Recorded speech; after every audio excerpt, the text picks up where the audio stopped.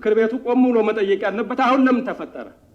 አሁን መከላከያ ሲመጣ ሊያጠፋኝ ነው ብሎ ለምን ስጋት ውስጥ ገባ? ይሄ በአግባቡ መጤን አለበት የሚል እምነት አለ። ሁለተኛ የአማራ ህዝብና የብልጽግና ፓርቲ ግንኙነት በማይጠገንበት ደረጃ ስለተበጠሰ በአስቸኳይ ሁሉንም የአማራ ኃይሎች ያቀፈ ጊዜያዊ አስተዳደር በማቋቋም ችግሩን ማቃለል ይቻላል የሚል እምነት አለ።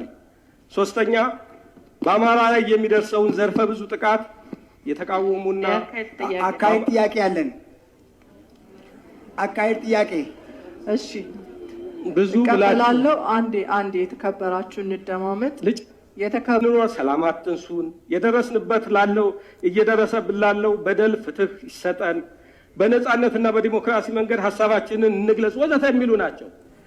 አሁን ግን በተገላቢጦሽ እየሆነ ያለው ይሄ የራሳቸው ጥያቄ ሆኖ እያለ ሌሎችን ክልሎች አገይንስት አማራ ሞቢላይዝ ለማድረግ በተለይም ደግሞ ከኦሮሞ ህዝብ ጋር አንዳንድ የሚነሱ አገይንስት ኦሮሞ ይገቡኛል፣ እዚህ ቤትም ጭምር የሚነሱ ሰምቻለሁ። ህዝብን ከህዝብ የሚያጋጩ እኛ እናልፋለን።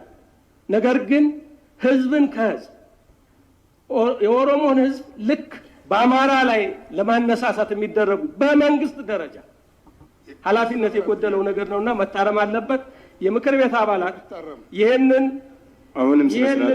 አዋጅ ማጽደቅ የለባቸውም። ይህ ሆኖ የሚጸድቅ ከሆነ ይህ በአማራ ላይ እንዲፈጸም የታዘዘው የሥነ ስርዓት ጥያቄ አለን።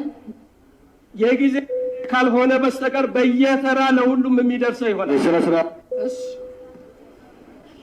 ብታስጨርሱ ጥሩ ነበር። ይበቃውታል። የሰጡትን ማሳሰቢያ ስላልተቀበሉ በዚሁ ብናበቃና ሰባተኛ የወሰደ ሰው